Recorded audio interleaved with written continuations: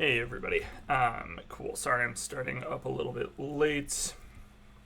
My microphone was not behaving the way I wanted it to.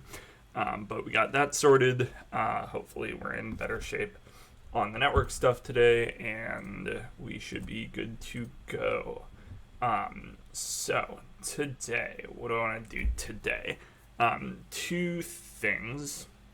So last time we fought our way through some linear algebra and worked out the right way, or seemingly the right way, to set up circuits on by instantiating different gates that don't necessarily apply to all qubits, but we can generalize each gate that we applied to just a couple of qubits or one qubit, even generalize that to applying to all n qubits, and to do that we used the direct product.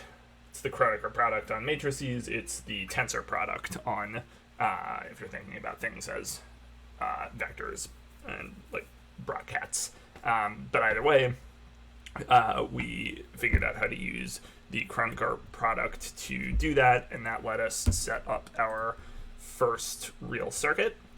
And I can't remember, I don't think we've actually implemented... No, so we implemented circuits in general, we did a bunch of tests, we implemented reversing circuits. We have not yet done the measurement test that we did for gates. We haven't done it at the level of circuits. So I kind of want to start off there just as a recap. And then gonna see if we can set up a quantum Fourier transform circuit. So it's going to be worth talking about what that is, how it works. I know I've used the regular Fourier transform a fair amount. This is going to be the first time I'm implementing the quantum Fourier transform. But it's actually, in a lot of ways, it's simpler, I think. And so that should be like a really good test for quantum circuits working, and that's the core... I'd say that's like the most complex part of Shor's algorithm for factoring large numbers, and so that's already a big step towards Shor's algorithm as well. That being said, it's entirely possible that it's a little bit difficult to like get a feel for what's going on, and so the other sort of fork in the road that I want to start doing is implementing visualizations, so being able to actually like visualize these things, because at the end of the day my goal here is not to create, it is to create a quantum computing simulator, but really it's to demo how quantum circuits work to myself and to all of you. And so if I'm going to demo that, I probably need to do it in more than just Rust tests. And it probably needs to be visualized. And so for that, I pulled in this crate, Nanu, which I've used once or twice before. And it's essentially, it's a cool idea. I've never really come across this idea before. It's a library for doing like creative visualizations, I would say. So it's like intentionally for like artists who are trying to create programs that do cool stuff. I'm sure other things like this exist. It was the first time I ever came across it. And the nice thing about it is that like the APIs are really slick, and it's really fast to get something up and working and to iterate and to play with things. There's UI built in. It's like it's less powerful than something like Bevy or something like Blender, but it's a lot more... It's a lot easier to prototype, and you can prototype really quickly. So I think we should be able to use that for visualizations, at least as we start to explore how even to visualize this stuff. Because of course it's 2 to the n dimensional in complex numbers, so it's 2 to the n plus 1 in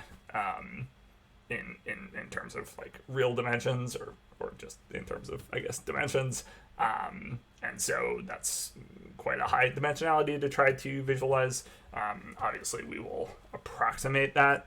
I have some ideas about how to do it, but it's going to be exploratory, so should be interesting. Cool. Also, C said to tap. Thanks for the follow right before I went live. Don't know if you're watching now, but I appreciate it nonetheless.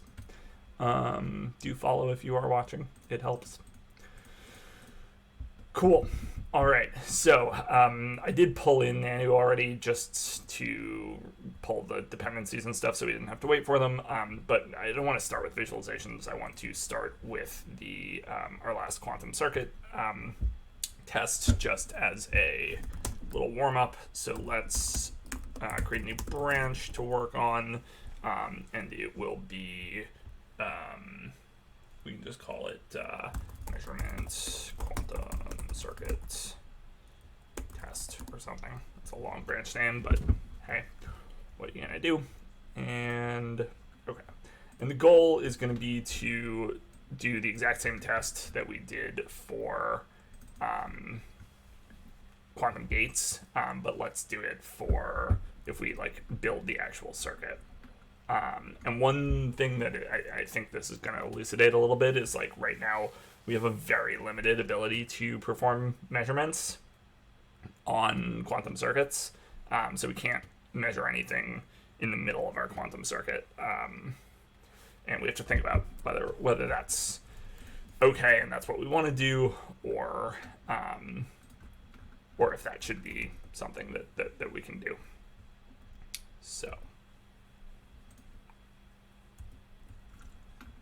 all right. Quantum circuit, and here we go. And I'm just going to paste this in, but we're going to do things a little bit differently. So we're not going to apply the gates to anything just yet. Instead, I guess I can keep this here, but instead we'll create a register with basis 0 and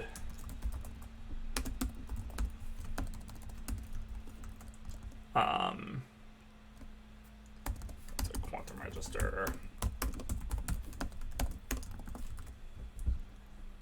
And we will, and this should be from,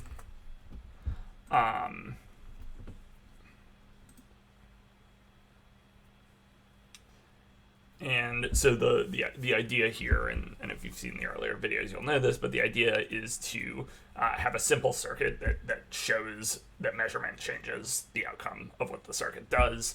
And so if we take the pure 0 state, where the 1 qubit, there's going to be 1 qubit, and it's definitely in the 0 state. We Hadamard it, so now it's in a superposition of 0 and 1. We measure it, so now it's either 0 or 1 with 50% probability. We Hadamard the result. That's still going to be either 0 or 1 with 50% probability, because it's going to be 2 superpositions, each with 50% probability of 0 and 1, and so we're going to get 50-50. Whereas without the measurement, it's just 0 double Hadamarded, rotates it to being 50-50, and then back to itself. Hadamard is its own inverse, and so we get 0 back 100% of the time. And so we will do this by saying let first circuit be quantum circuit new 1. This needs to be mute, and then first circuit dot add Hadamard 0. So it's a Hadamard in the 0th position, but it's a 1 qubit circuit, so that's all we could have done. And then we'll say Hadamarded 0 will now, instead of applying it, it will be first circuit dot add, oh whoops, this should have been add gate, and first circuit dot run register. Okay, and then so in order to have a test, test something that's probabilistic, I basically just want to do it 1,000 times and be really conservative about what I assert. So we're going to do it 1,000 times, and then we're going to assert that more than 400 on each side wound up zeros and wind up ones, so that's, gonna almost always be the case with a 50-50 split. And what to say here? So now Hadamard at 0, we can still measure, and we can check that it is always equal to one or the other. But then here we're going to say, it's interesting, we can just put it back through the same circuit. It's kind of funny. So let's call this Hadamard circuit. Hadamard circuit. And Hadamard circuit dot run. And everything else should just flow. And then for this one, we're going to create the full circuit. So we'll create the let full circuit be it's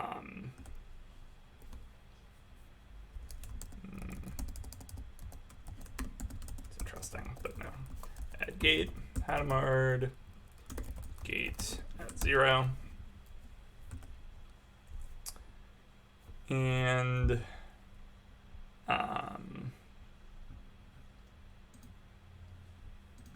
this mutates in place, so this is let mute, and this is full circuit dot add gate. And then we can say let measurement double Hadamarded 0 be full circuit dot run after measurements or measurements. I guess after measurement.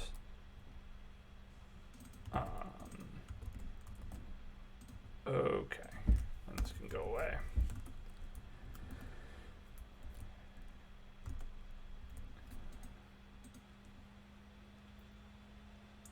All right. Hadamard circuit doesn't implement clone.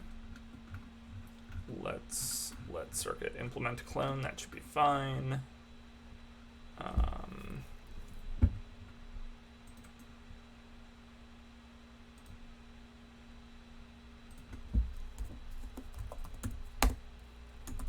Debug clone. I mean, partial EQ seems fine. And what's this? Hadamard gate got moved somewhere.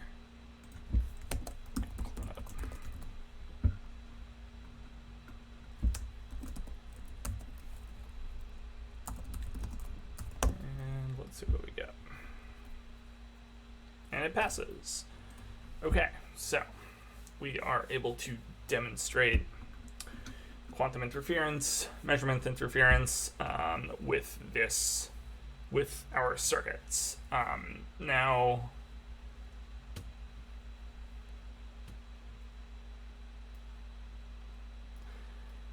there's a question as to whether we want doing an intermediate measurement like this in a circuit to be baked into the type. Like, do we want to be able to say, dot measure at XYZ gate in the circuit? I think I'm going to say no for right now, because I don't know how I would model this case where, like, now this isn't really one state passing through the circuit, it's two. And it's not a superposition. It's like there's a 50-50 chance that it's in exactly the zero state, or a 50-50 chance that it's in exactly the one state. So I think it's fine. One thing that I'm pretty sure is true is that you can set a circuit up to measure from some bits by adding from some qubits by adding more qubits to the input register, and then using controlled gates against them. I know that's possible to. I'm pretty sure that's possible to do from my reading, and so we might end up doing something like that, and then maybe it's worth having, a helper function that essentially knows how to set that up from a circuit. But I think it's fine. I think it's fine for now. So let's git add, implement, and get the test to pass. Measurement quantum circuit test. And okay. And I'm just going to go ahead and merge that really quick. That was actually easier than I thought it was going to be, which is great. Merge that, delete the branch, and then git pull origin main. Oh, I wanted to git checkout main. Git pull origin main. Okay. So let's take a look at quantum Fourier transforms. So let's check out a new branch called Fourier transform. Okay, so what's the idea here? Let me just open the book. Oh my God, Microsoft Edge is trying to open the book. I do not want to open it in Microsoft Edge.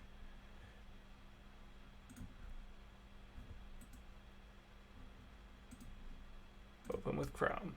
Thank you. Okay.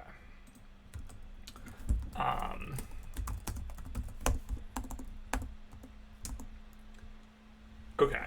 So there are two ways to think about this. And I'm not totally sure I've put them together myself yet. I really like the way that this book develops. This is Introduction to Quantum Computing by some people whose names I've put in the descriptions before: Phillip, Kaye, Raymond, Laflamme, Michele, Mosca. This book is like free online, which is pretty great. It's been, well, basically it has taught me everything I know about quantum computing that's above and beyond quantum mechanics. So that's pretty cool. It's worth talking about what a Fourier transform is before we talk about the quantum Fourier transform, because a lot of people are not familiar with it, but it is extremely fundamental. And let's see, what's the Wikipedia page on Fourier transform these days? Nice. It has some graphics. I would like it to have more graphics. It's not a terrible graphic.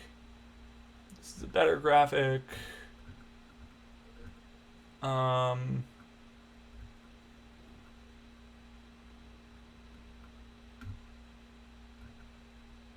This is a pretty good graphic. Okay, so just to motivate this, and if you already know what the Fourier transform is, then that's fine, and sorry if this is redundant, but the Fourier transform is at its core a way to move things from amplitude space, or time space, we should say, to frequency space. So like if you think about why your radio is able to play, to the extent that anybody still listens to the analog radio, it's able to play different frequencies of sound, even though it's tuned to one frequency of, the radio. The answer is that you can encode frequencies into time space in a radio wave, and vice versa. So instead of using lots of different frequencies, you can use lots of different amplitudes instead. And the way that this basically works is if you imagine a graph, and this is what this is showing. Let me just see what their example is exactly.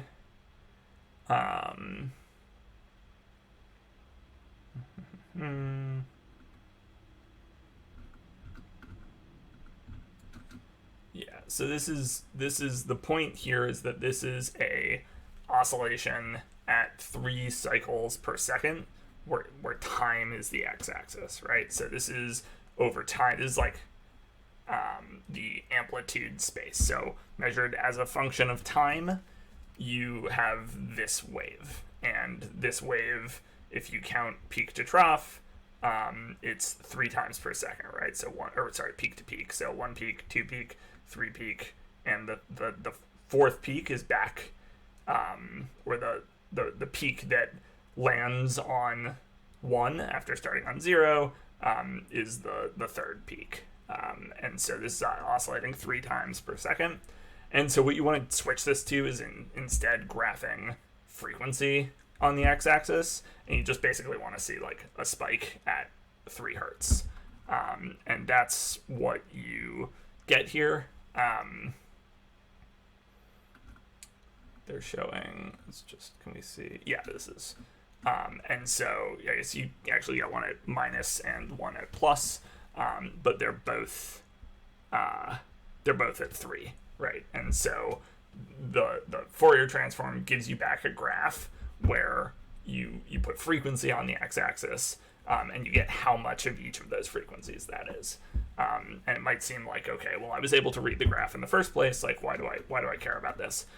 The reason that you care about this is that any bounded function, any function on a bounded region in time, if I'm remembering my real analysis class from 10 years ago correctly, any function that's like, I don't know, continuous and differentiable or some calculus stuff, and on a bounded region, which is like all the one-dimensional functions we care about, can be expressed in this way in frequency space, and without losing any information at all.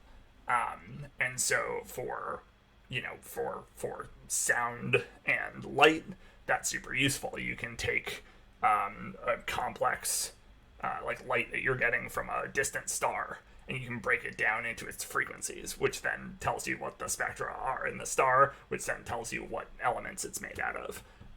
In regular old quantum mechanics, if you do this with the position operator, you get back momentum, and vice versa. If you do this with the momentum operator, you get back position.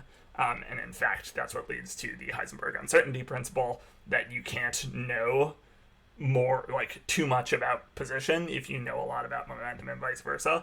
All that's saying is like, here's some localized, say, position. If I Fourier transform that, I get some like localized frequency that's like pretty close to a specific frequency. But if I had a really, really, really specific like sound that was just, had one spike, I would not know anything about its frequency, right? Because I would just have this one spike. There would be no frequency, right? There's only one thing to detect. I would know nothing about its frequency. And vice versa, if you have a really specific frequency, like if you had just a plane or a sine wave going at 3 hertz, then I know nothing about its position, or I know nothing about it. It kind of breaks down when you talk about sound. But if you imagine a sine wave of position would have a really specific frequency, which is analogous to momentum, but it has almost no position. You don't know where the thing is because it's a sine wave. And that's Heisenberg's uncertainty principle. Fourier transforms are a really powerful thing. They are a really good application of complex numbers. There was a really good 3 blue, 1 brown, 3 brown, 1 blue. I always forget which way it goes, but there's a really good video on them that he did a while ago that I really like, and if I remember, I will put it in the description for this video when it goes up on YouTube. So Fourier transforms are super cool. Mathematically, what do you need to know about them?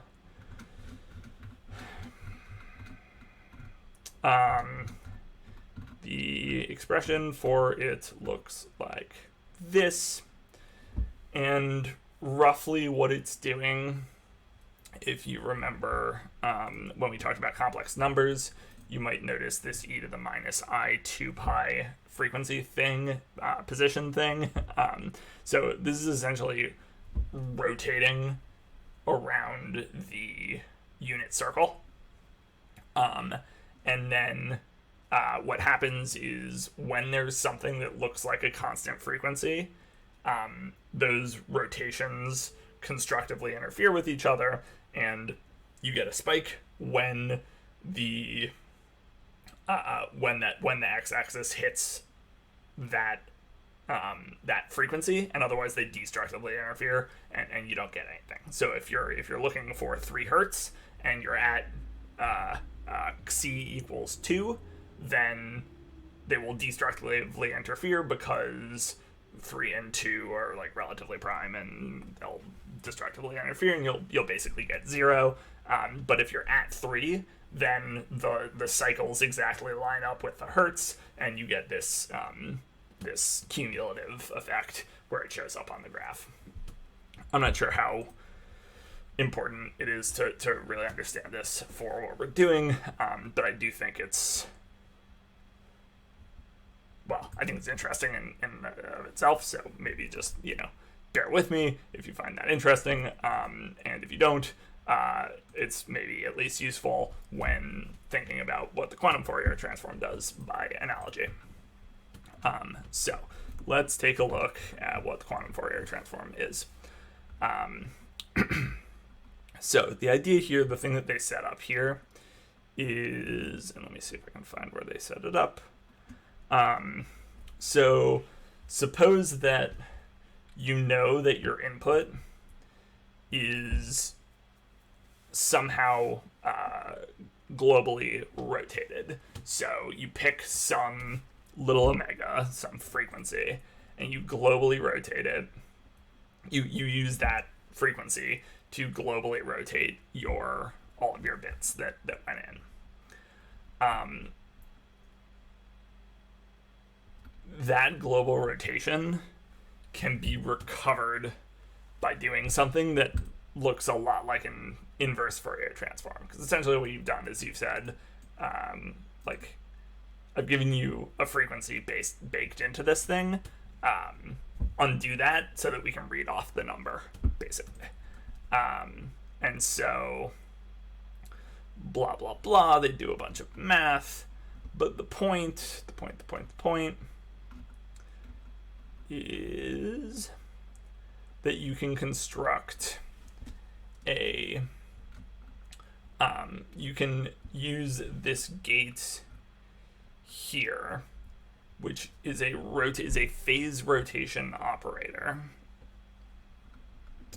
It's matrix, so it's a gate that we can write up. In fact, no, we haven't already, but you can do that.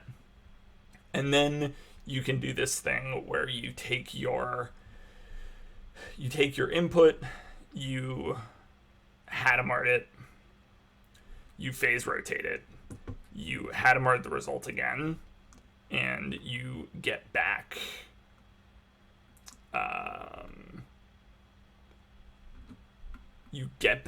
estimates of each of the decimal points, basically. So you can see 0.x2, 0.x1, x2. You're basically able to use it to uncover however many decimal points you want. Okay. And then they go on to generalize this. I don't want to get too much into it, but the resulting generalization, it turns out, gives you a thing that is analogous to the Fourier transform called the quantum Fourier transform, which looks like one of these. Equation 717. All right, this is the quantum Fourier transform. This is the inverse quantum Fourier transform. So I think the inverse quantum Fourier transform is actually the one that we implement more often, and then we just reverse it. We already have a reversal function to get the actual quantum Fourier transform.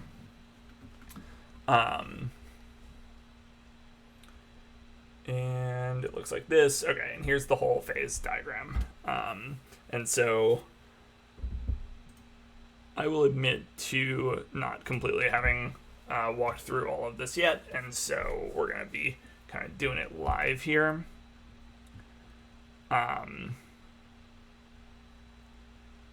But this is going to make good use of our quantum circuit. So how does this work?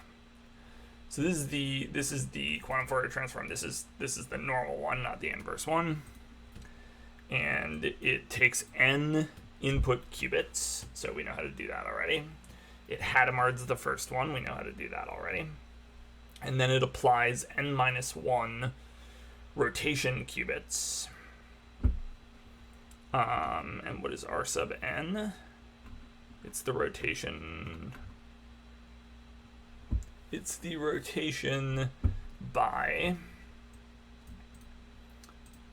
2 by I over 2 to the k. Okay, so it's rotating one tick around the so if you apply it to the 0 qubit, you get 0 back, but if you apply it to the 1 qubit, you rotate by point. This is in binary, but you rotate by a full circle if k is 1, a half circle if k is 2, a quarter circle if it's 3, an eighth of a circle, 16th, 32nd, and so on. And so you do that for R2 all the way through Rn. And okay, so this is immediately interesting. We do it for, and we apply, we're using x1 and some totally other input. And that is going to be very different than what we've done before. Well, not very different, but before, if we had a 2 qubit gate, we just said, okay, here is where we started. So if we started at the first position, it covers 1 and 2. If we start at the n minus 1th position, it covers n minus 1 and n. But here, our n, for instance, needs to cover 1 and n. That is not a case that we had allowed for previously, which is interesting. So we're going to have to update our API to allow us to do that. Probably what we want to do is when we pass in a 2 qubit gate, we need to give it 2 indices to apply to, which is fine. We can do that. It's going to be interesting. The Kronecker product thing becomes interesting now because now there are more cases of the Kronecker product, but I think it still basically works the same way. So I think that's fine. We can implement that. And then we'll just hook up all of these gates, and you do one final Hadamard at the end, and we'll have a quantum Fourier transform. And if we invert that, we'll have the inverse quantum Fourier transform, which is what we needed. And we should be able to test it. How will we test it? We will test it by putting... I guess we can test the inverse Fourier transform by doing the algorithm that they recommended.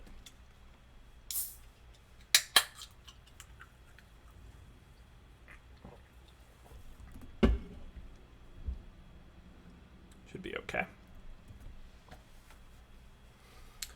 All right. This is going to be a little involved, but I think it's going to be good.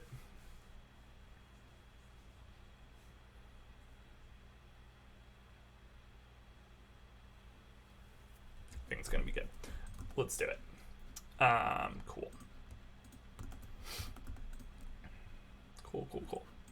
Okay, so we're gonna do this outside in. So let's start with the test that will prove that the Fourier inverse Fourier transform. And how will we do this? We will say let I of t equal inverse Fourier transform. 4 seems like a great number. It will already be a circuit. This should be a quantum circuit. And then we will say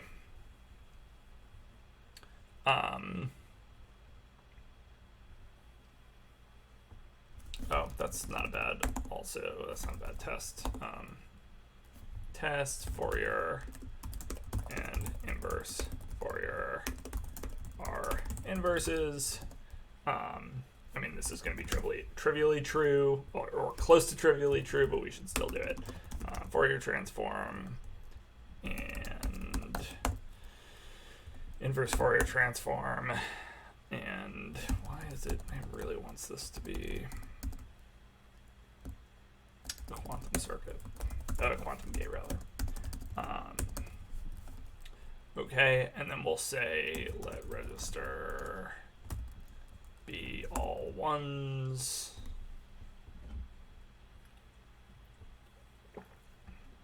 No, I just want all the basis states for I in 0 to 15. Quantum register, output, and compare them. Seems good.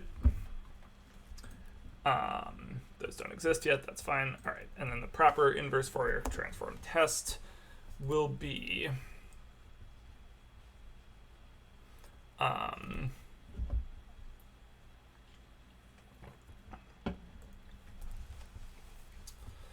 let's see.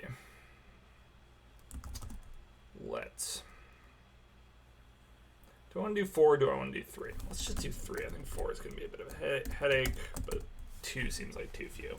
So 0, 0. Register, quantum register. Oh, we can do it all bases. Nice. Let's all. Yeah, that's fine.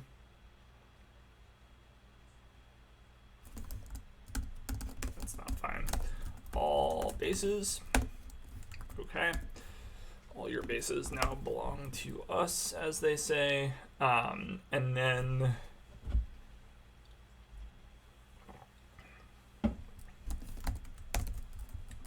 bases.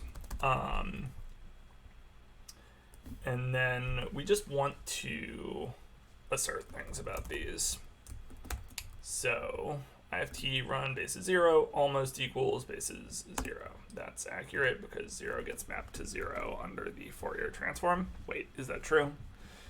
No, 0 gets mapped to the whole phase.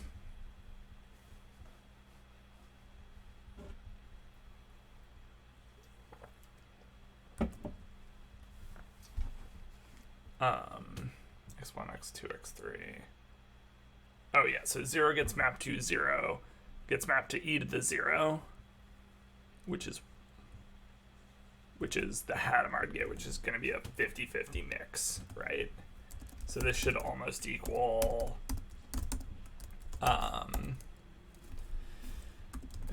qubit mix.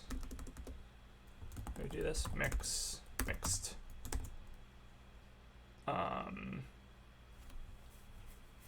This is interesting. Maybe we should do the. Oh, also I'm looking at the Fourier transform, which I don't want to do. Let's look at the phase estimation problem.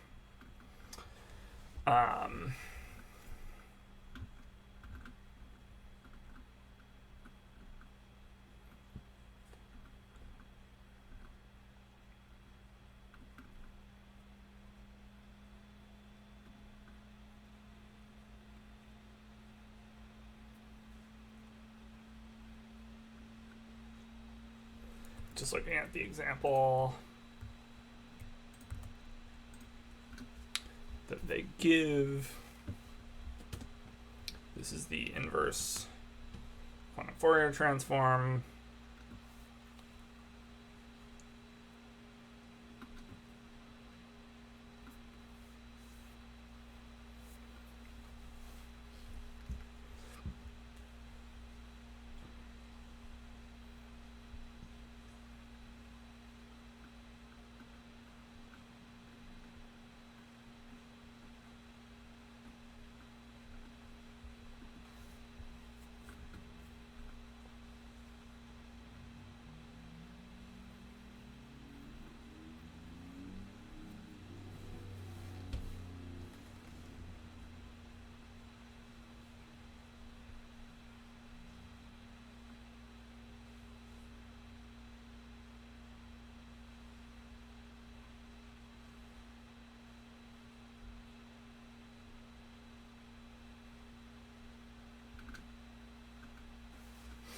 So the idea is that we should be able to get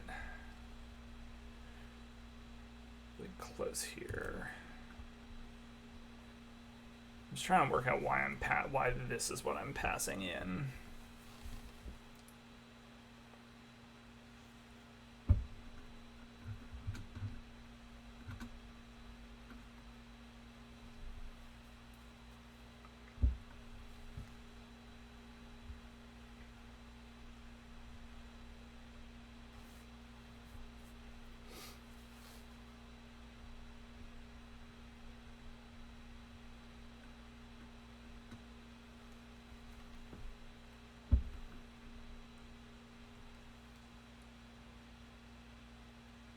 Okay, this is just literally an alternative way to write the rotated.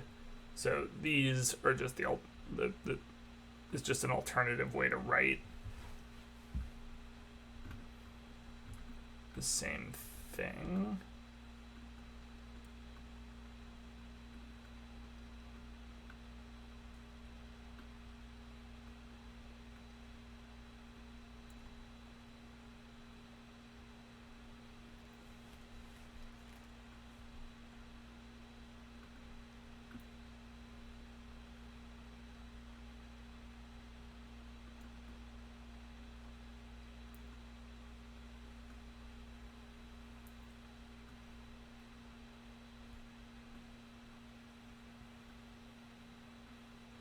Trying to work out how I should be initializing the registers for this, because these are different states.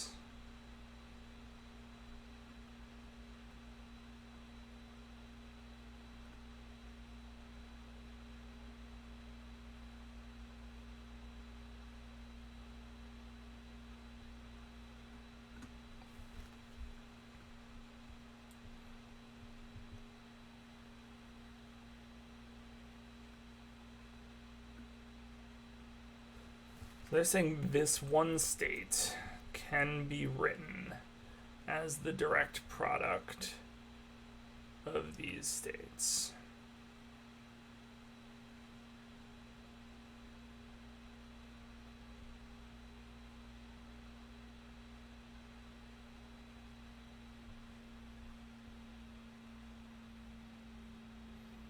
Which gives us a way... Does that give us a way to write this state in the first place? I'm just trying to think about what this means. So this is... this is taking the definitely 000 state, definitely 001 state, 2 state, so on. It's rotating them all by this amount that's expressible as a 3 decimal term.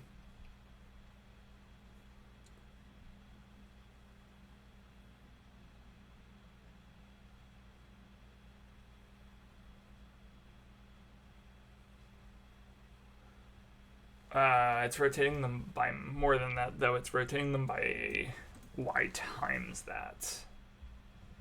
So it's rotating the first state by the 0th state, not at all. The first state by the global amount, the second state by the global amount twice, and so on.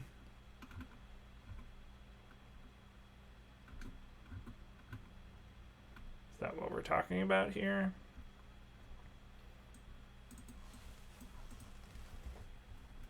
Yes, I missed a y. So we're not just globally rotating the phase.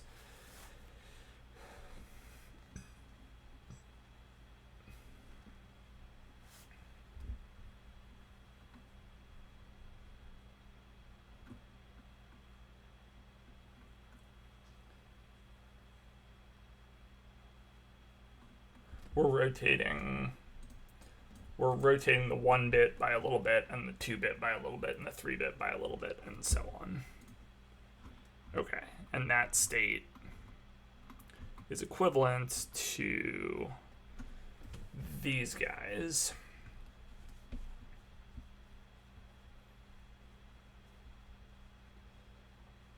Which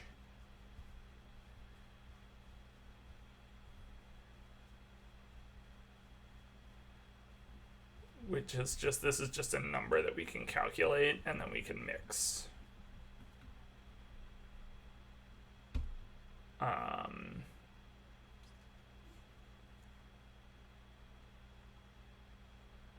Assuming we know the phase. Just trying to think whether it's worth doing this or whether it's just kludgy. It's a nice example that they go through in the book. I think it's worth doing it. I think it's interesting. Or maybe it's powerful or something. Okay. So let's instantiate. So what do we want to say? We want to say something like, let omega be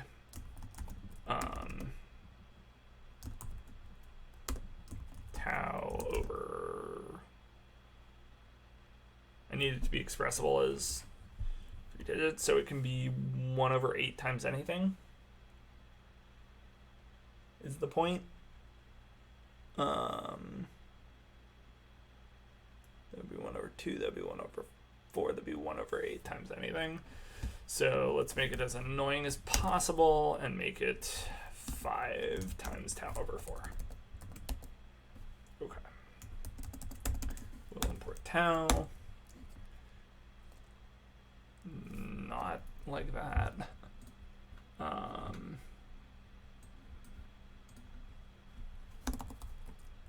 Use tau. Use what is it? Core math. I've already done this, haven't I? Am I crazy? Have I really not used tau anywhere? Oh, just in tests, maybe?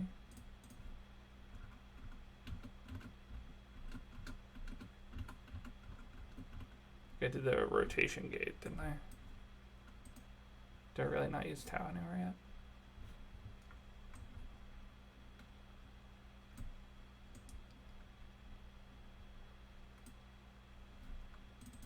Okay, I'm pretty sure it's this though, but with tau. And for that matter, we probably want square root of 2 also. Okay. And we will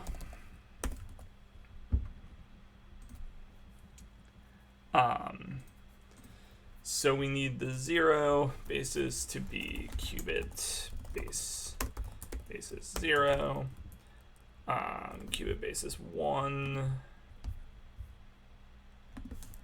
and then we need to mix them.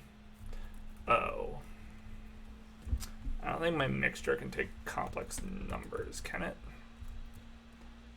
Pretty sure it doesn't right now.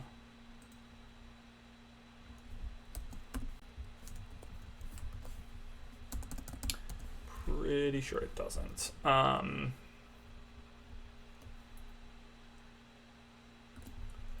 Should update that. 1, and we need complex polar 1 omega dot power of 0. something like that. And let's just go ahead and take this out and call this omega root of unity. Let omega root of unity be this, because if you remember, do I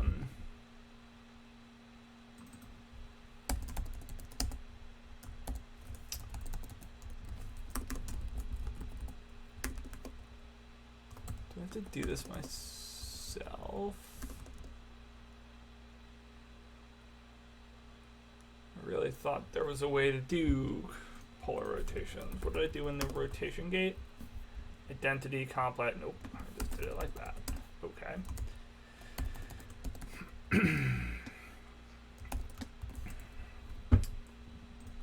Okay.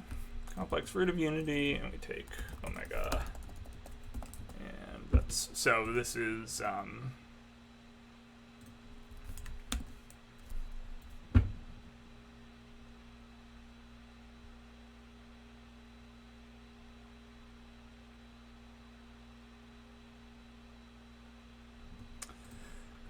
trait.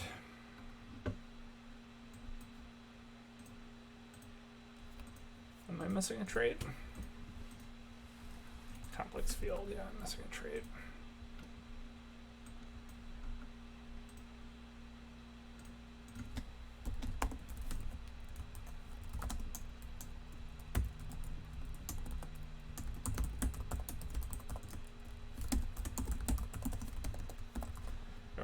So, if you remember e to the I theta, or e to the I omega in this case, e to the I some angle in radians, gets you back something on the unit circle that's been rotated by omega. And they call that a root of unity, because if you multiply it by itself a bunch of times, like if we multiplied, say it was tau over 4, then if we multiplied it by itself 4 times, it would come back to 1, which is unity, so it's a root of unity. And we want to blend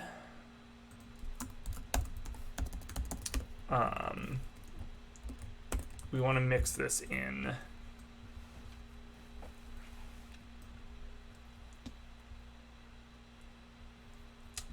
n times. So we should just be able to say for basis in bases,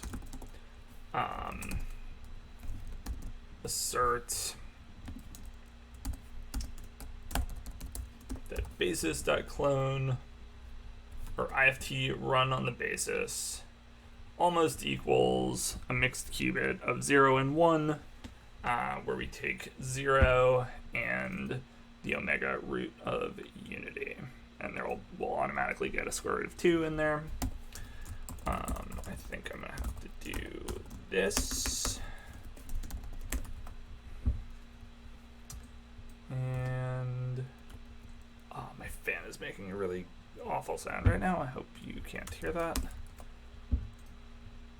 And this doesn't like taking complex numbers, which is fair. What if I make this into complex F32? Is there any chance that this works? It has to impl this, and then this becomes dot into dot into dot into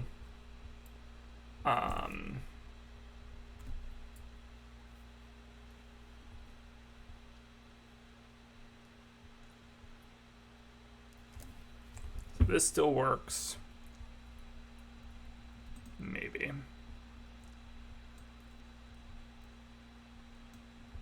And then this just becomes left-hand coefficient and right-hand coefficient. And these don't like me because we're now moving complex numbers around, which apparently we're... Oh, it doesn't necessarily have to impl copy.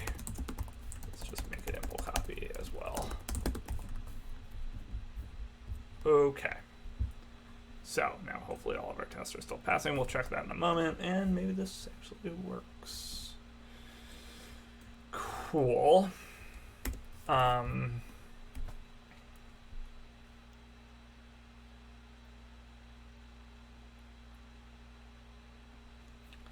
Okay, and so is this actually the thing that it produces? The point of an inverse Fourier transform is that we start with that state. So no. So this is the basis state that we want. Let transformed basis be this, and then or let's call it equivalent basis, and then we will IFT run on that equivalent on. I just need to run it on the whole register.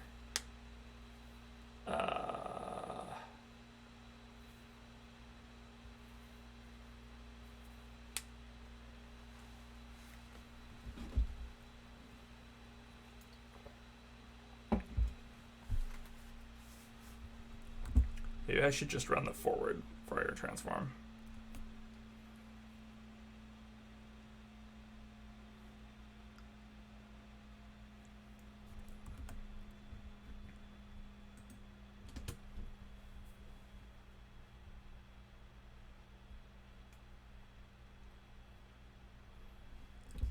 Let's see here, because this is really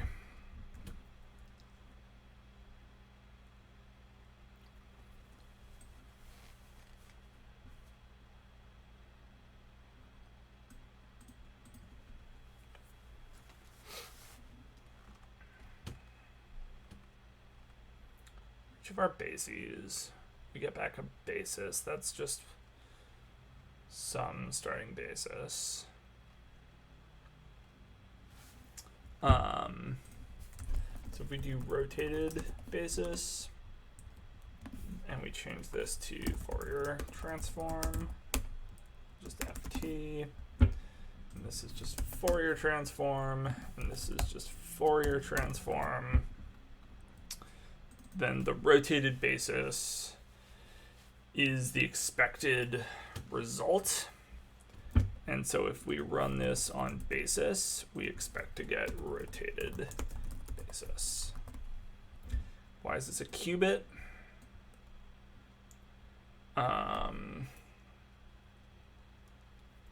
Shouldn't really be a qubit. What we would want is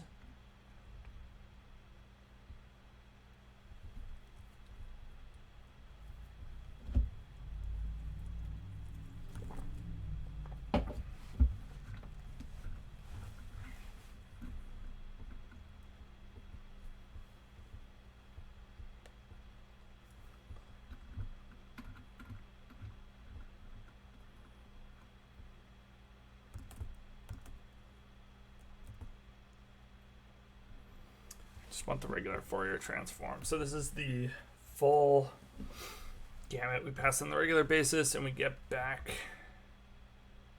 these things.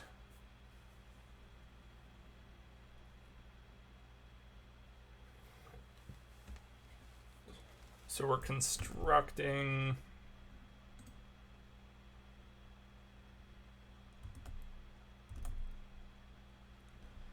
let's see here. So we basically want to go through the different bits of the basis and construct and incrementally construct these and put them into a new register. So for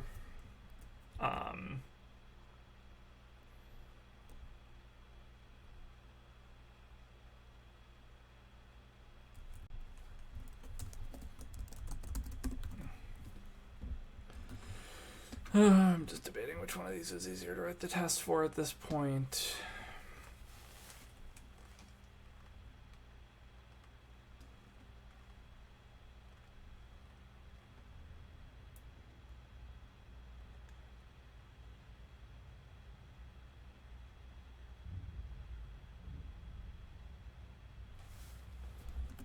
So let's go back to testing it as the inverse quantum Fourier transform. And we don't need all the bases. Don't need all the bases. What we need, but I do want to kind of keep this. What we need is for I in 0 through 8,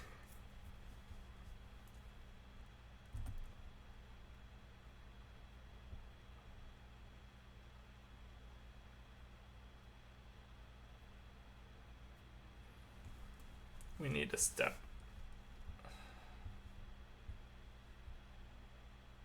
We need a mixed state that's based on these decimal positions from W. So we can just construct that state. So let input equal quantum register, and then it's going to be a mix of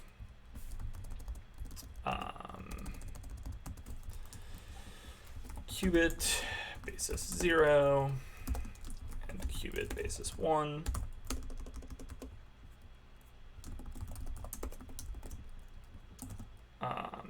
Of 1 and the 0, the omega root of unity.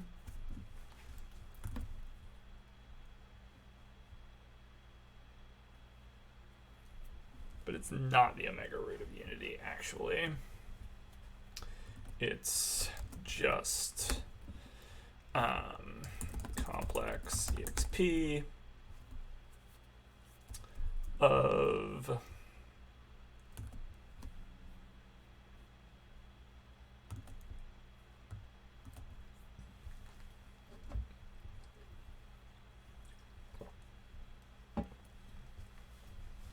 and I only actually need 3 qubits here. So I don't know why I have 8 qubits here. And so the first one is just going to be x3, which is the furthest decimal. So omega is 5 tau over 4, which is in binary, that's 0. Wait, why is it 5 tau over? It should be 5 tau over 8. And it's so 001 would be an eighth. So 101. It's a half plus an eighth. Yeah, that's right. So x1 is 0.1. x2 is 0.0. Sorry, x1 is just 1, x2 is 0, x3 is 1. And so this becomes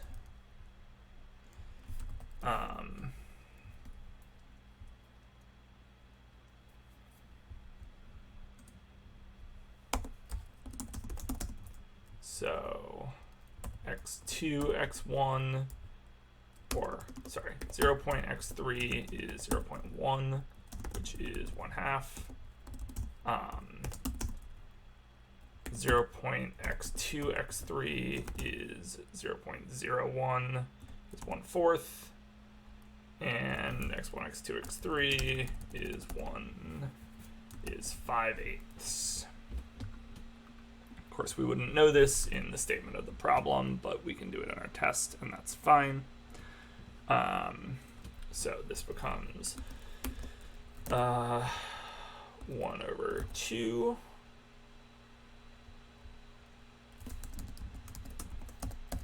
Can I do this? Complex from. And this becomes 1/4, and this becomes 5/8, if I did this right. Okay, and then what to do, then we run it on input, And we expect to get out x3, x2, x1 would be the result, which is x3, x2, x1 is 101, which is also 5/8. So, which is just 5. So quantum register from int 5, 35. Yes, 35. Okay. These should be qubits. And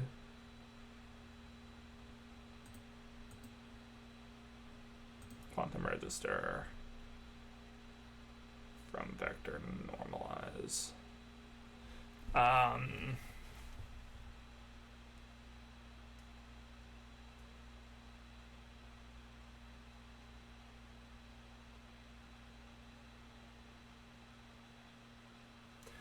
This isn't right either, though. You don't instantiate a quantum register with a bunch of qubits. You instantiate it into a state. The state is going to be the Kronecker product of these. Be nice if I could Kronecker product these.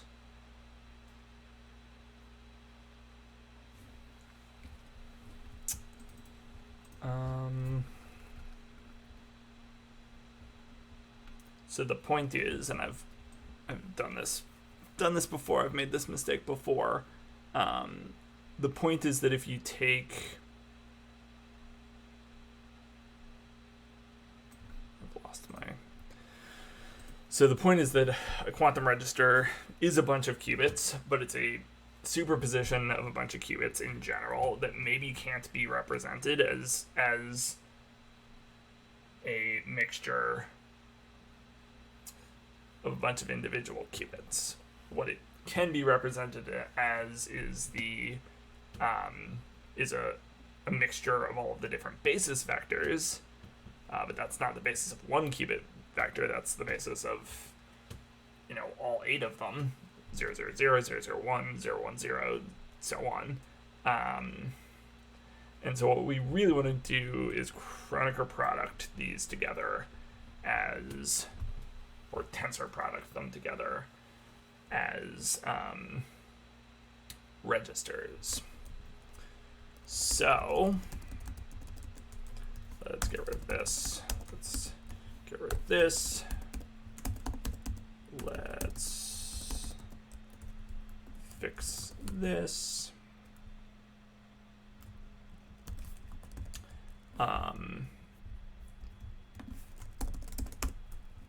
And what to do? Let's just give all of these names. So, input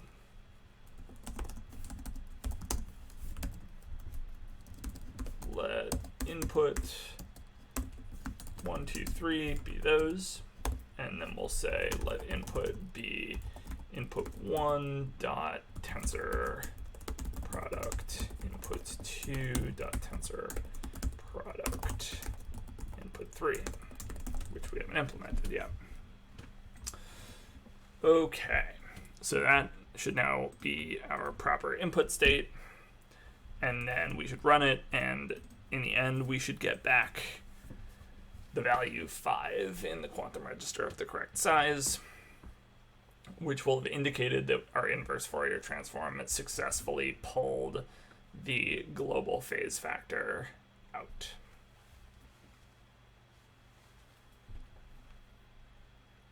Okay.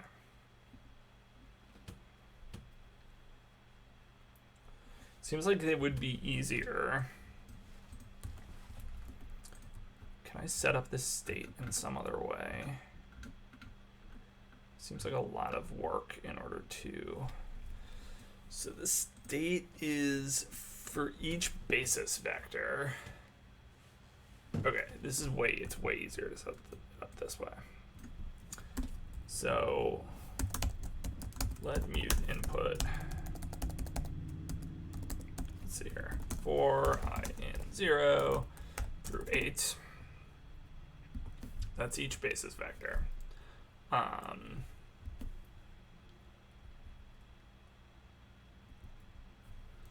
We were going to say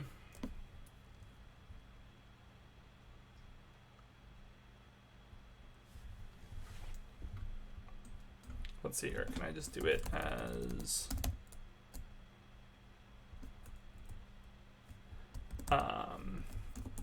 let mute rotated bases be vec new for basis in quantum register all basis 3. Let rotated be the basis times complex exp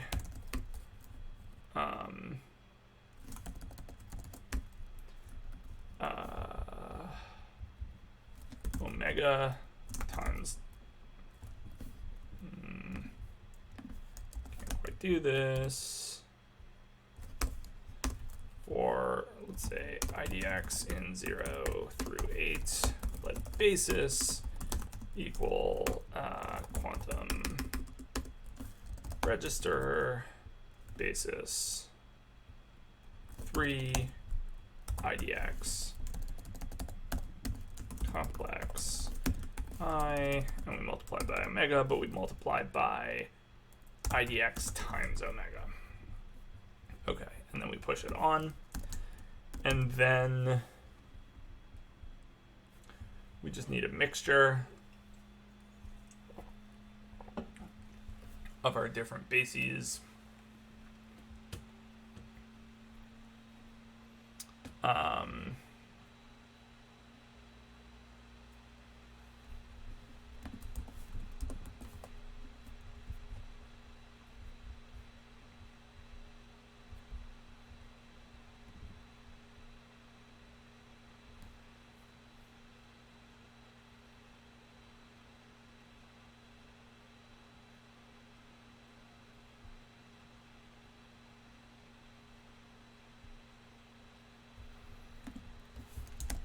So we want to be able to rotate a quantum register.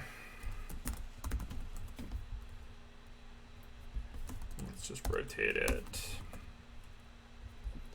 Okay, which isn't defined yet, but we'll define it. Then we'll push it on here.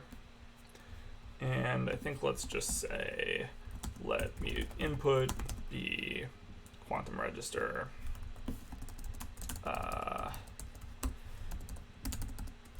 all zeros, and we say input equals how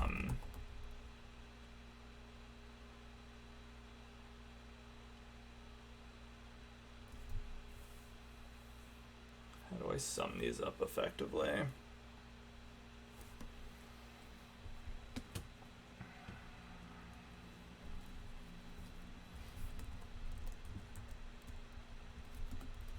Rotated bases.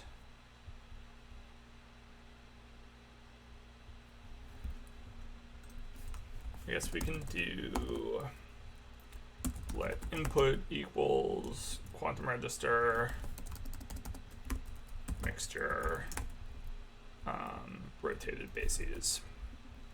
Okay, and then we don't have to do tensor products. And then we can run the IFT on it and get a result. Okay. So if this, and what's this about? Complex into or from.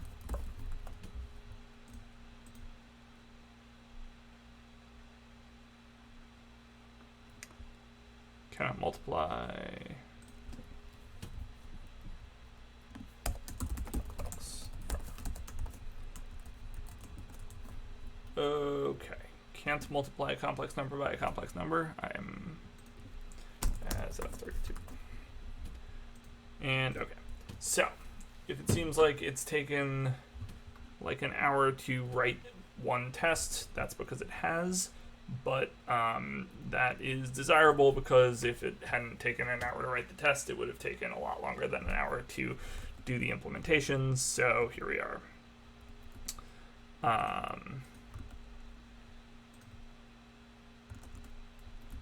Here we are.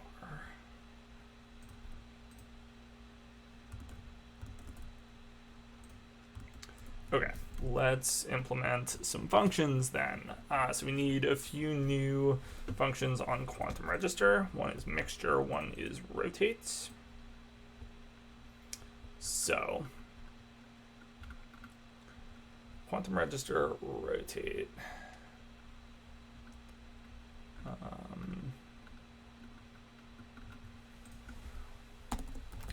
Pub function rotate takes the self, takes an angle,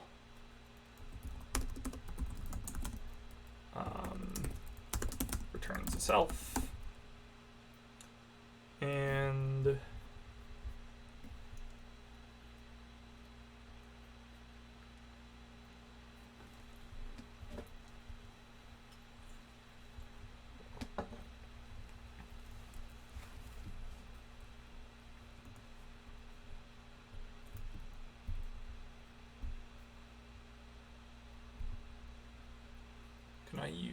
can I just use a quantum gate here?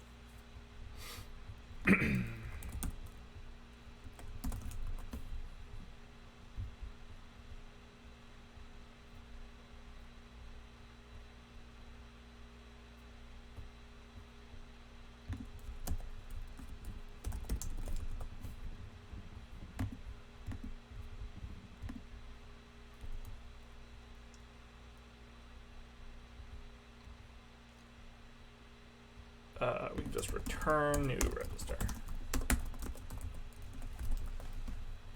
Okay, so that should do rotations. Oh, what's wrong with this?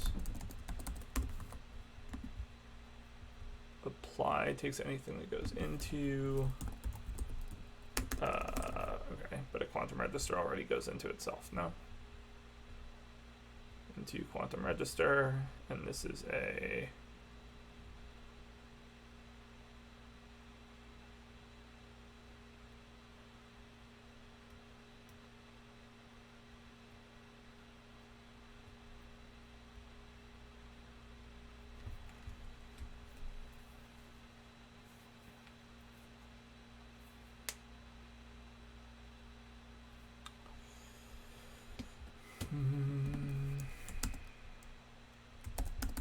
Should just be self.clone.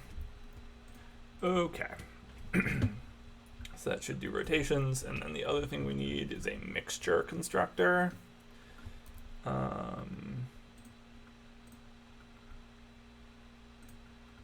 Bases, all bases, all zeros, all ones. Okay.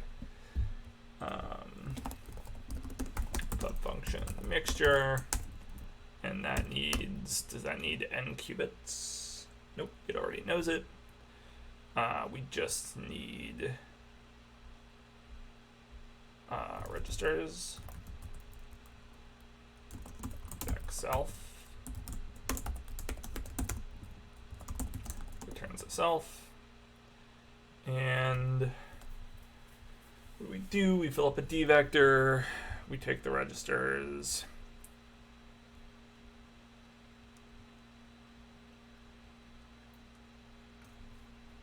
Yeah, so we can bomb this out. We can say assert registers dot into, no, just iter dot all x dot n qubits equals n qubits.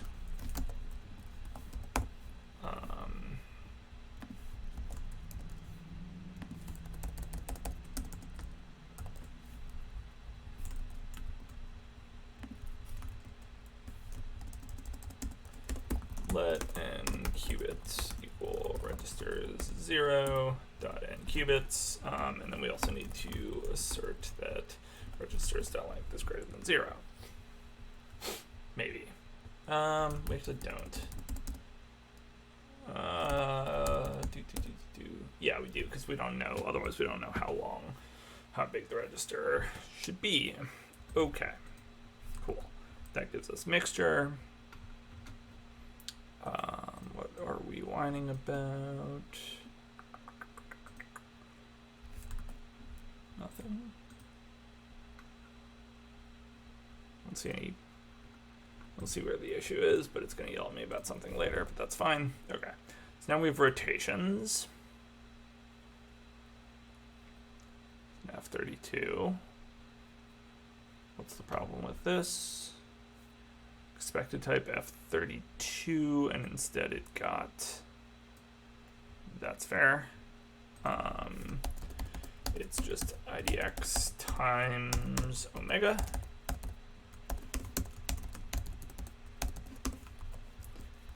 And IDX as F32 times omega. And okay, now things are looking better, and now we just need to implement the Fourier transform and the inverse Fourier transform, which is not going to be that trivial. But let's start here by just committing. Commit stub out test for inverse Fourier transform and implement some functions we need to get there. Push origin Fourier transform. All right. Cool. So, we know, I still have a squiggle that I don't expect here. What's the squiggle? Oh, plus equals. Sure. Yep, that's not a thing. Register plus r dot register.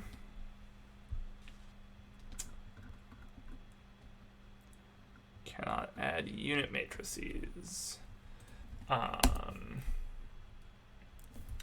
Let mute register d vector into inner, and into inner we need register is already a register, it doesn't need into inner. Okay, cool.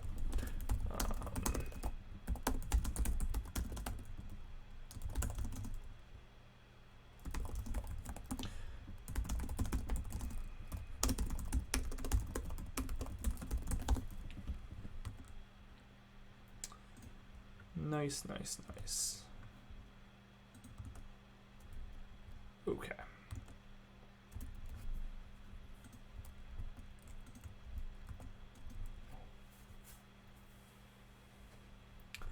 All right, so the thing we know that we're still going to need that we don't have is the ability to attach two input one and two input gates or two input gates, I guess, to in such a way that they split their inputs, which is an interesting API question. So right now when we add a gate, we just give it the initial qubit index, and that lets us do the tensor producting we need to do.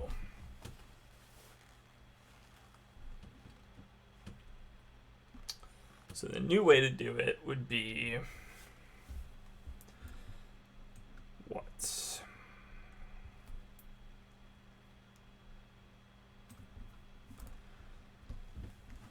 It would be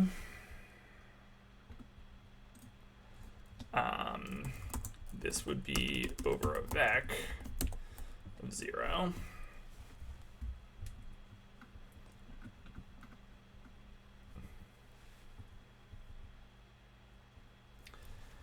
And like this would be over, where's my 2-qubit gate? This would be over a vec of 0, 1, and so on, which would mean that add gate would no longer only have 4 cases.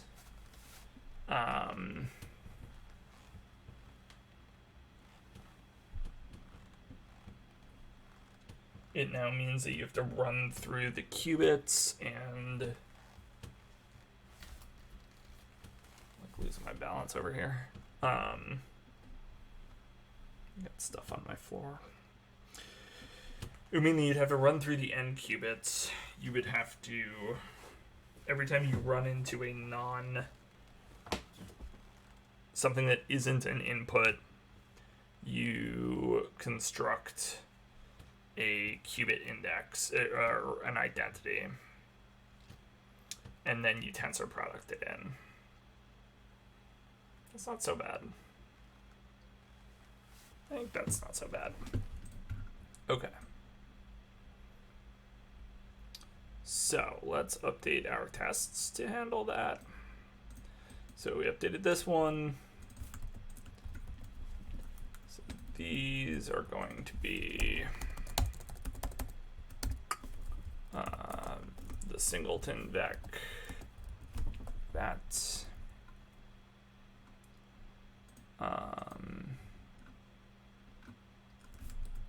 this one's going to be the singleton vec, like that.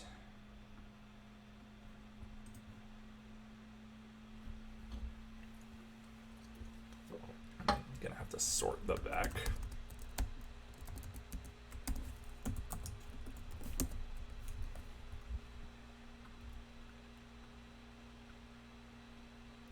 Why am I getting yelled at? Oh, because that's not the type it expects. Obviously. This is a C0 gate though now. So this one's got to be 0, 1. And this one's got to be 0, 1.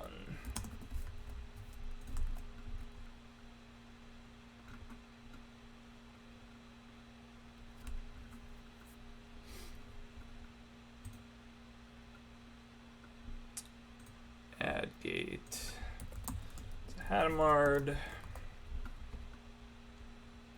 and add gate here.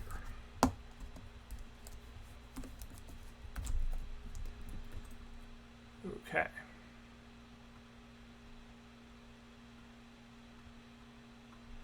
And then all of these change. Back.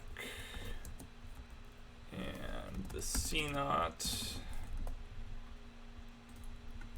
And all of these change. So, but this is nice. This is why we have tests. Like, when we update,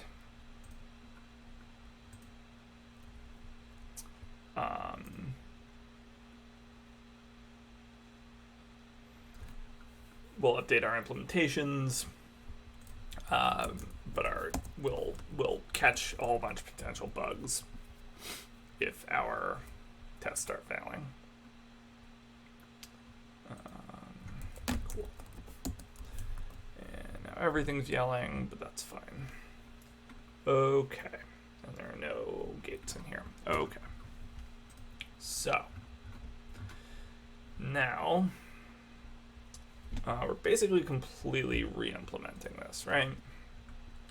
So this becomes input qubits. This becomes a vec of U size. This becomes, we can insert the number of inputs on the gate, which I think is just n qubits, is the same as input qubits. We can do this in the other order. Also, we can assert equals. And then we're not going to do this case stuff anymore. Instead, we're going to say assert that for all of the qubits, all of the input qubits, that it's less than the number of qubits, because it better be a legitimate one. It's always going to be greater than 0, so that's fine. And then we're going to say for 0, for I, do we want to use I? What to do for I is fine. I in 0 through gate.n qubits. We will say, let's also sort the qubits. So sorted, let's see here, let sorted qubits equal input qubits clone, mute, and then sorted qubits dot sort. So those should be in ascending order. And then we say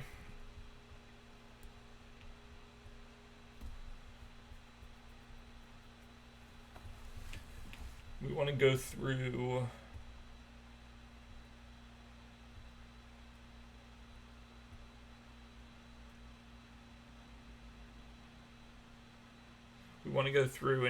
and say for everyone that if it's not an input component, then we need to construct a identity matrix and tensor product it on. Otherwise, we can go ahead and apply it. Oh, there's a worse problem here. There's for sure a worse problem here. So in the case where we have a 3-qubit system, a 3-qubit circuit, and we want to apply a 2-qubit gate to its first and last qubit, I don't think that's a tensor product of anything. Because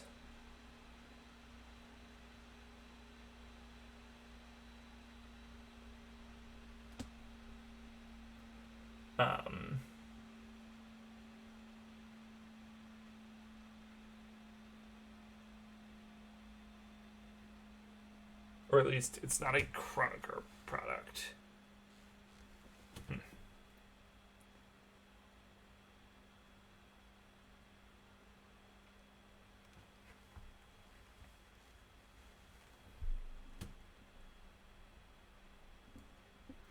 So maybe the way to do this is to just be able to rearrange the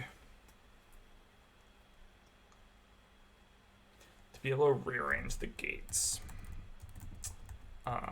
So I kind of want my add gate function back because I'm actually going to use it. Quantum computer, quantum circuit, add gate.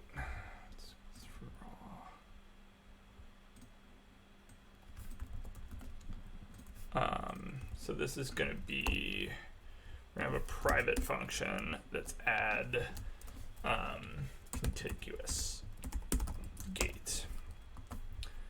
And then we're also going to have a way to relabel the bases. Relabel bases. Mute self.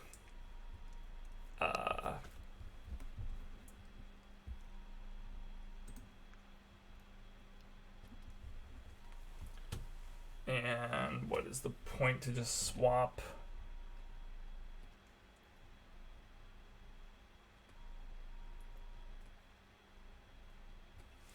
or swap bases.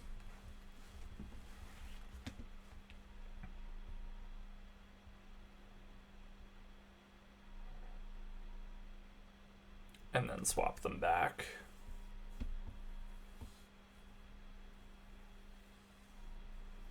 So essentially, we would always just swap so if we got like the 5th and the 7th one, we would just swap the 6th and the 7th, do it, and then swap it back. So let's say swap bases.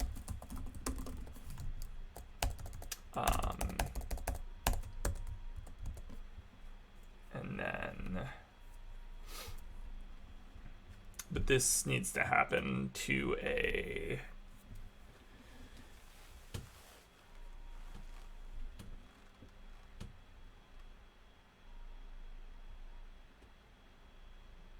does this work?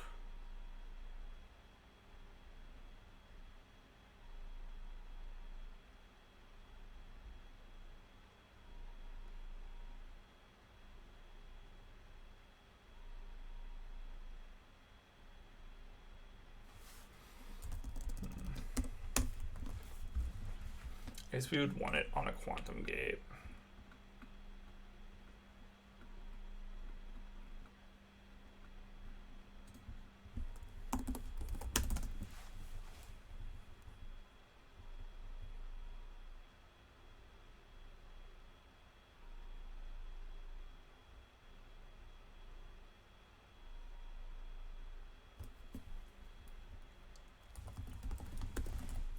Swap bases.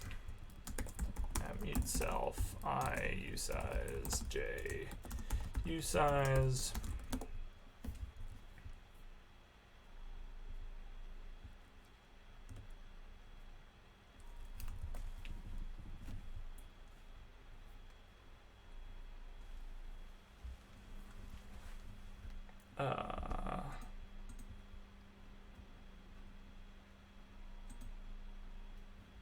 This shouldn't be on a quantum register, though. It should be on the quantum gate.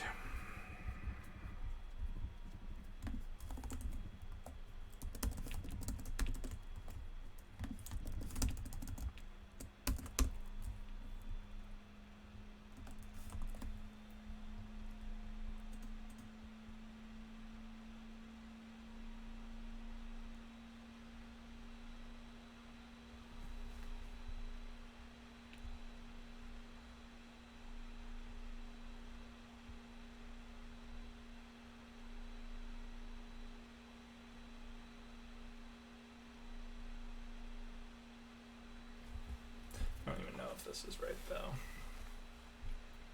So if we can...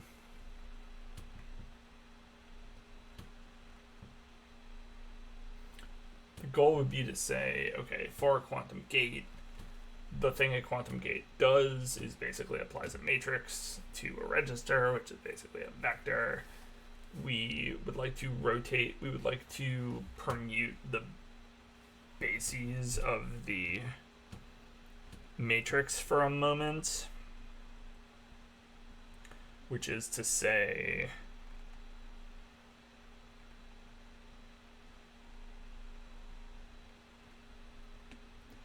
we would like to rearrange the rows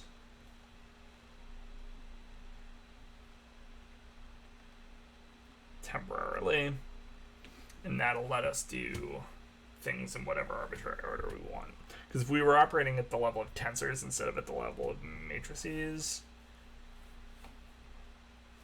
or like at the level of linear transformations instead of the level of matrices, we wouldn't have to swap bases at all, because obviously we can just reorder everything however we want. It's fine. But here we do.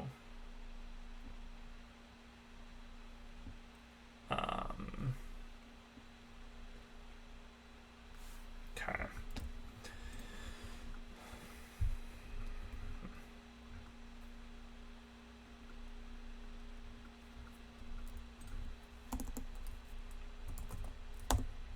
Swaps bases. And here we have let matrix be some matrix 1, 2, 3, 4. And so if we multiply this matrix by a vector, it's essentially saying we're going to really swap rows is probably the better way to do it, because this row applies to the first.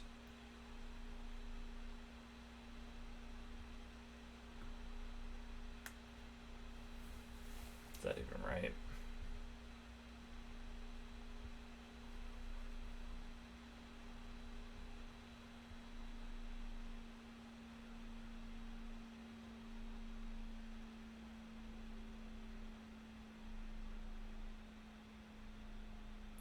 If you have, it's swapping columns, because this column is what applies to the 0 basis vector, and this column is what applies to the 1 basis vector. So let's just call this what it is, which is swap columns. And then we'll say assert equal matrix dot swap column 0, 1 should be equal to a new matrix, which is 2, 4, 3, yeah, which is that. Swap columns, we'll say. Okay, and then square matrix needs to implement this. So sub function swap columns.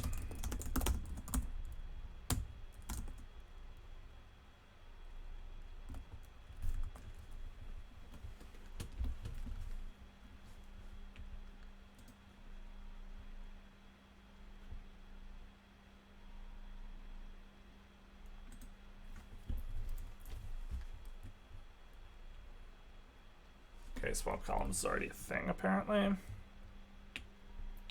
which is great. And we get a new matrix back. Okay.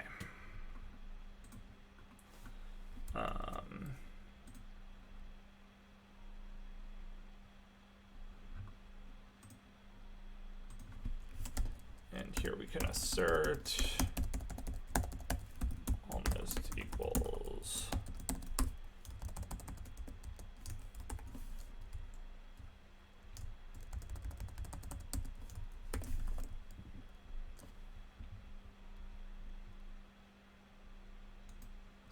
swap columns.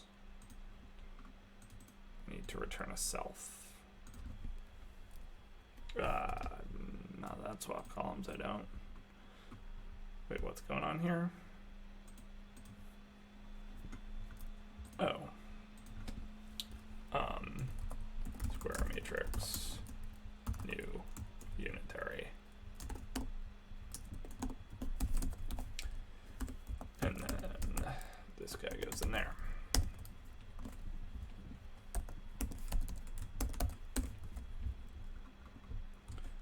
Okay.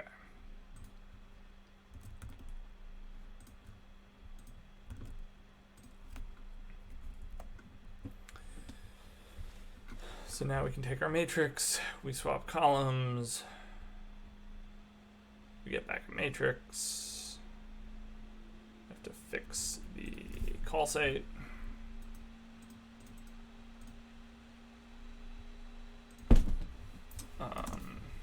Takes I usize and j usize, and we say assert those are good sizes, and then these are I and j. All right, and now and this becomes square matrix, new unitary.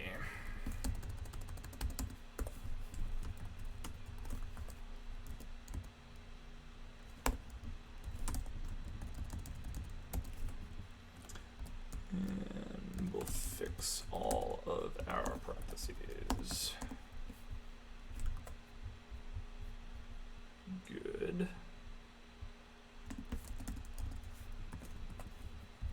Good. Okay. And now quantum base becomes swap columns. And that happens in place, which is fine. And then quantum circuit becomes, okay. So now we have our sorted values. We want to swap, we want to swap them to 0, 1, and 2, or 0 through n, and then swap them back. So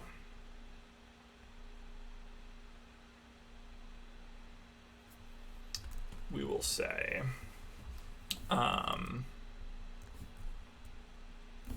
for new index 0, we say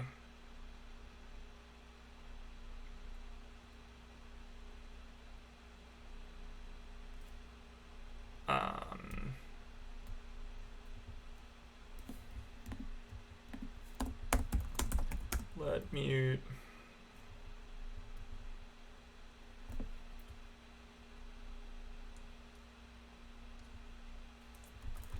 to return the, I don't want it to be the gate though.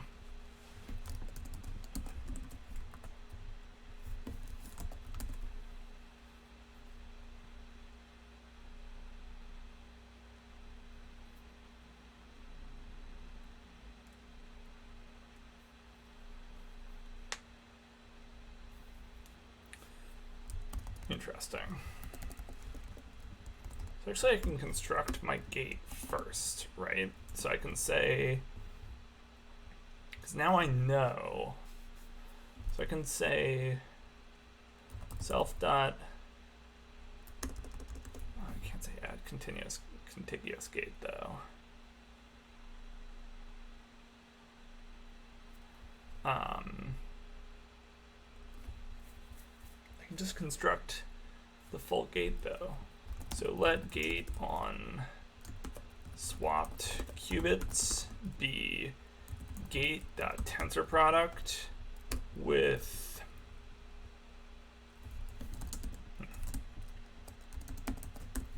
let's see here.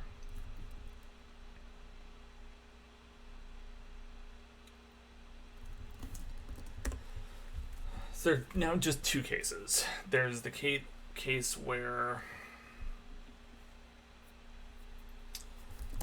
all the qubits are where the gate is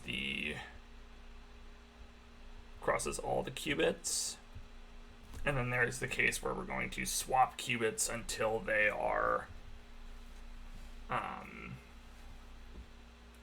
until they're the first n qubits, and then we're going to add an identity gate. So let's say if one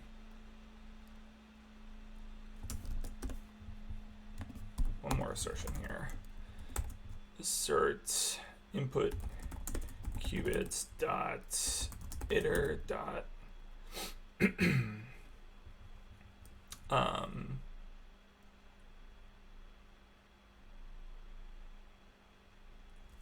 gonna count them. Count distinct,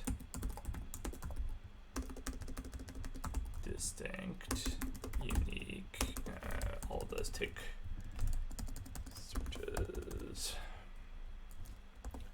Let's see here what to do. Assert sorted qubits dot. Can I zip in?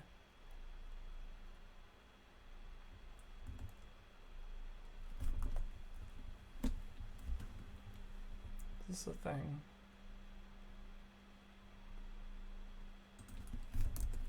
Iter.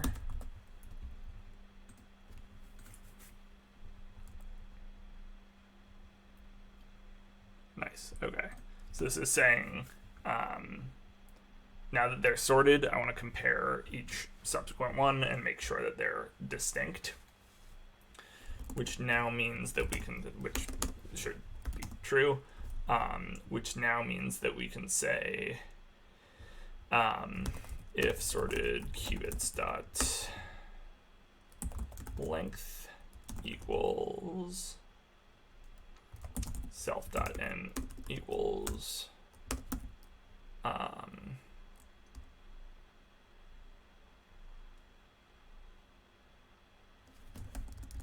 self dot n qubits, then we just say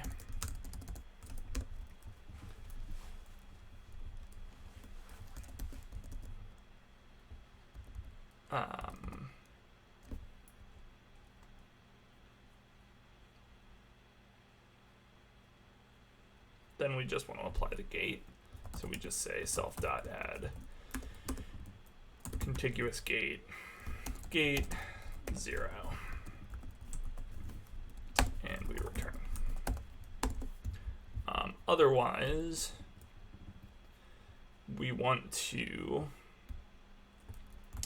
let identity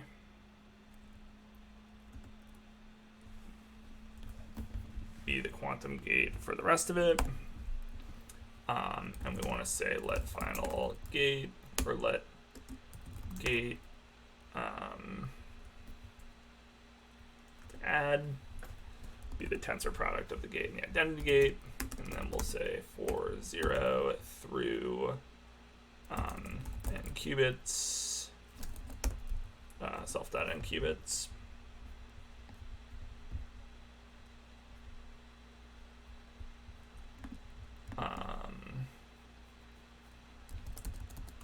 We're gonna need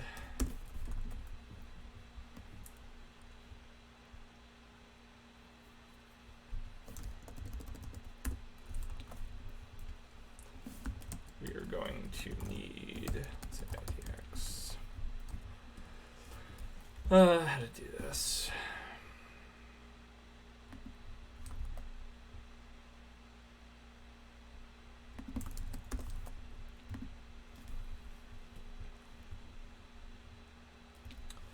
We're gonna say, so that's definitely the gate, but we need to now swap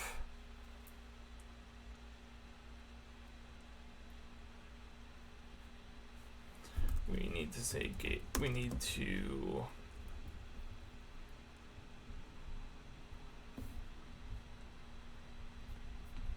I need to add contiguous gate. I can just say self dot gates dot push gate. We're gonna get rid of the contiguous gates thing. And then for IDX we say gates to add dot swap IDX and the sorted qubits. And then we say self.gates.push gate.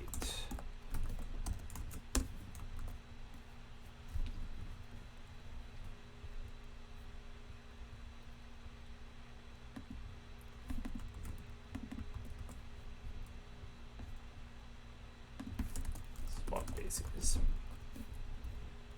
Yeah. And this goes away entirely.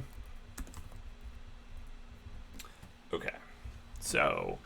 So essentially there are two cases. There's the case where we don't have to worry about it because the gate is already well formed. Like the gate already covers the entire circuit. Alternatively,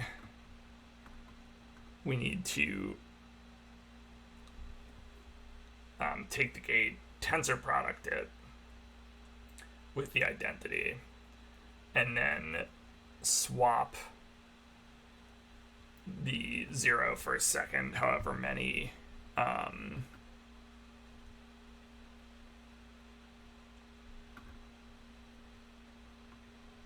shouldn't be all of them, it should just be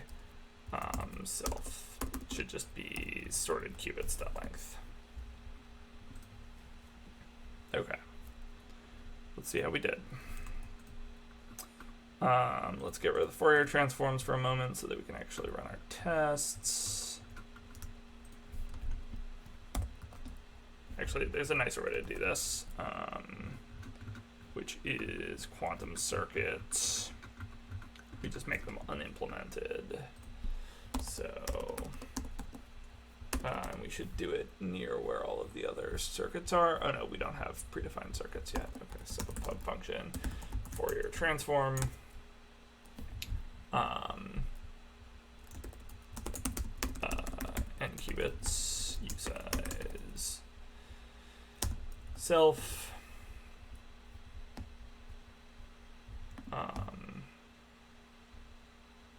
hilarious if this is accurate, but unimplemented, and same thing for the inverse.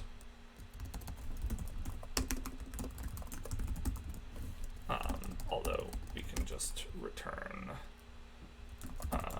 Fourier transform and qubits reverse there. That's easy. Okay, so now we should be able to curve a test. Yeah, I'm kind of expecting a bunch of failures. Yeah. Test gate expands. Test 2Q. Okay, so our serial tests are still passing. So gate.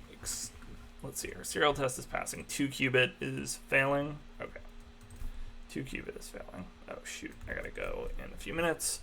Let's see if we can just get this resolved. Dimensions mismatch. Okay, cool. That should be a relatively easy bug to resolve. Export rest backtrace 1.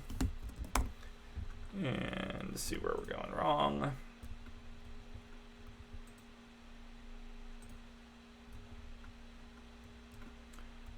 We're going wrong trying to apply our circuits somewhere here. Okay, so we're trying to run a thing. Okay, so basically the gates aren't ending up being the right size, and we kind of know where the issue with that is going to be. So, add gate. So this case is succeeding. It's this case that's failing. So, in that case, we have self.n qubits is 2, sorted qubits is 1 in the troublesome cases. So identity of 1, we take our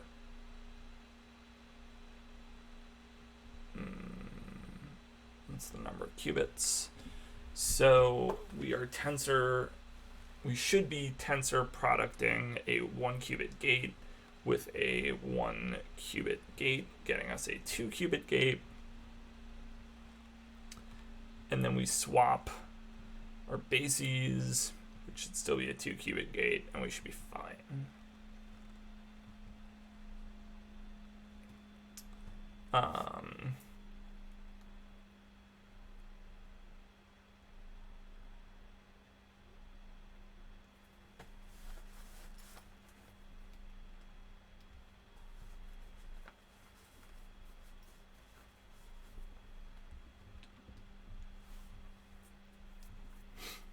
Should be fine.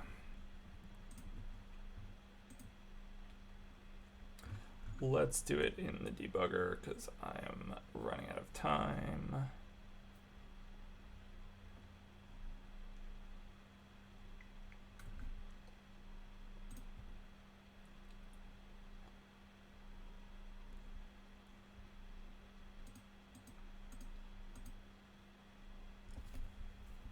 Okay, so our gate here is 2 by 2. Our gate to add is a 4 by 4. Our identity gate is a 2 by 2.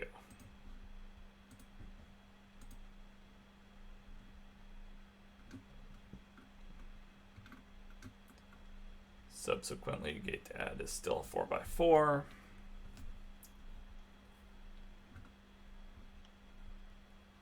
Self.gates.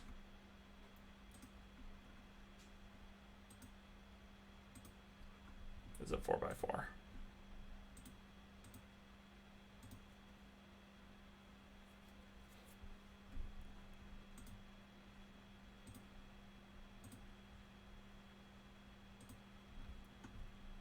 Identity gate is a 2x2.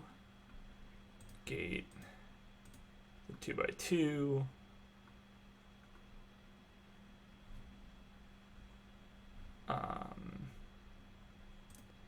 Self we already know about. Gate to add. Where's gate to add?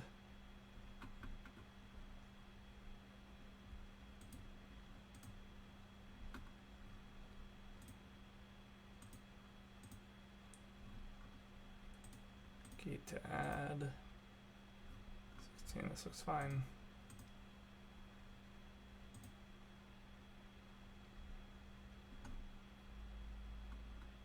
So now if I look at circuit,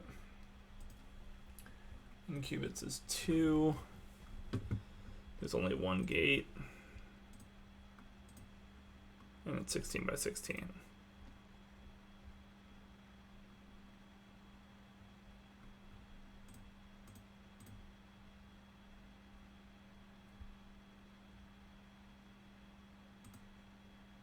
But then this bombs out.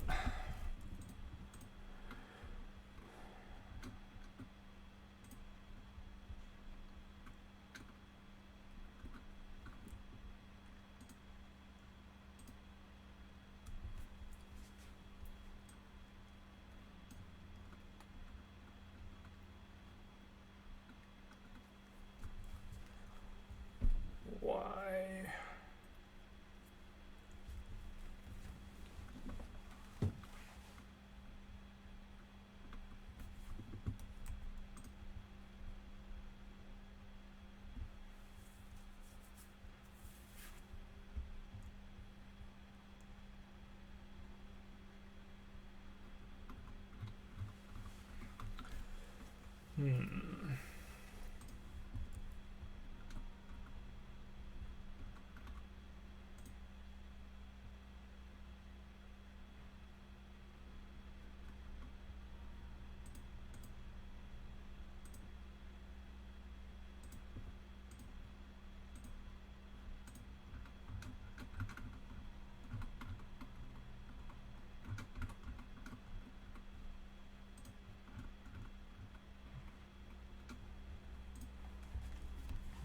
What's mismatching here?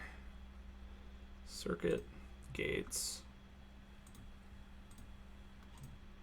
16 by 16, 0, 0, has a length of 4.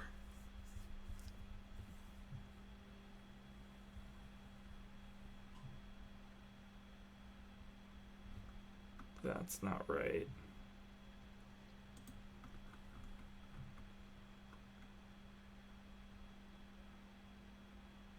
Shouldn't it have a...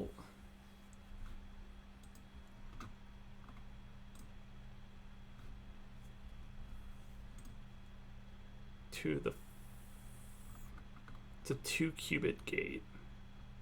To the 2... Oh no, that is right. So it's a 4x1... Yeah, that's right. Okay.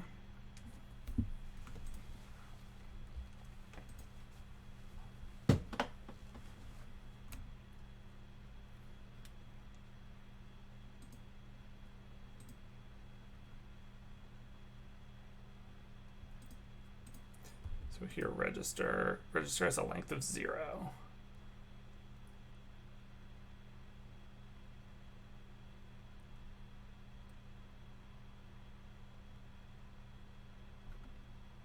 How can register have a length of 0?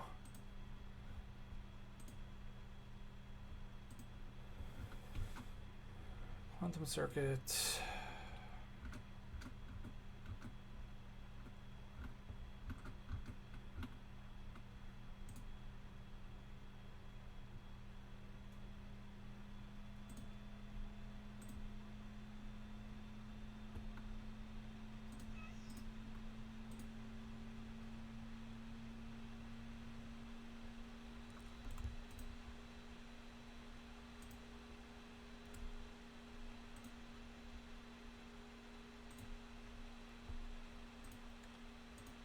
register. Register has a length of 0. What? Intermediate register. It's optimized away.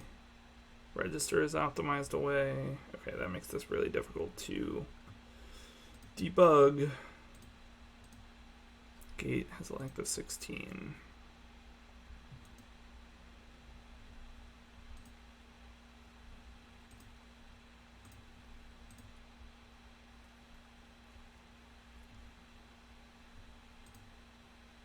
And now it bombs out. How can it have an intermediate? I feel like this is a red herring, but also it confuses me. Quantum circuit.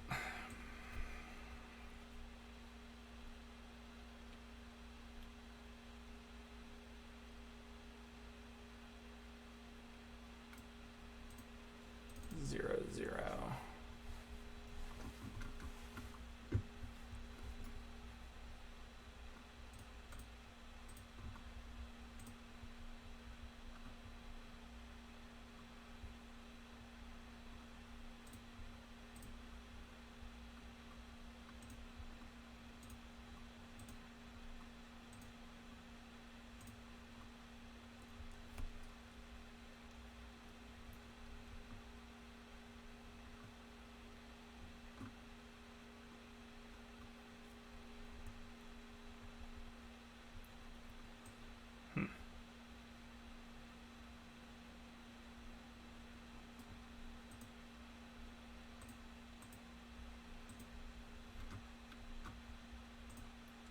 Inspect this circuit. There are 3 gates.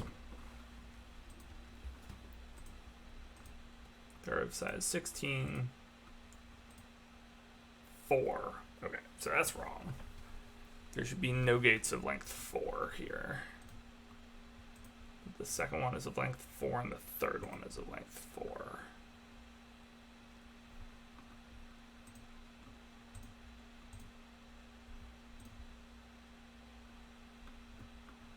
So both of these Hadamards are getting set to the wrong thing.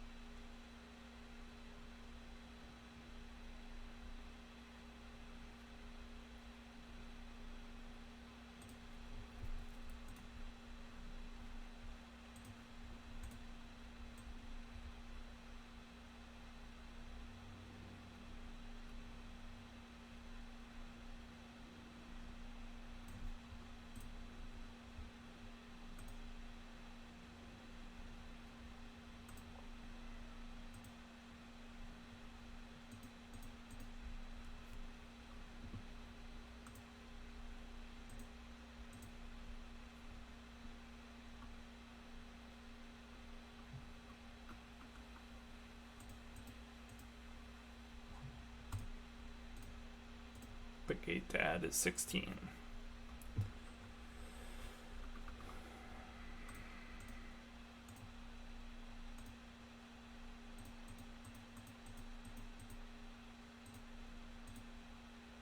Gate to add is 16.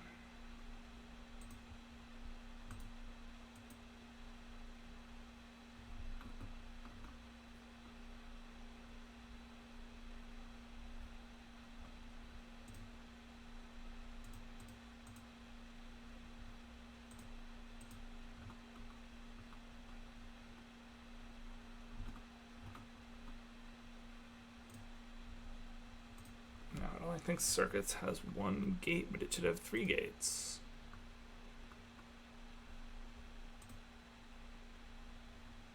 Dies there.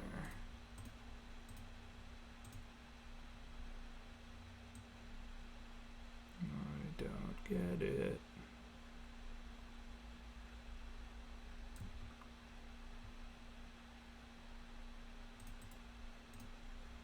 And gate.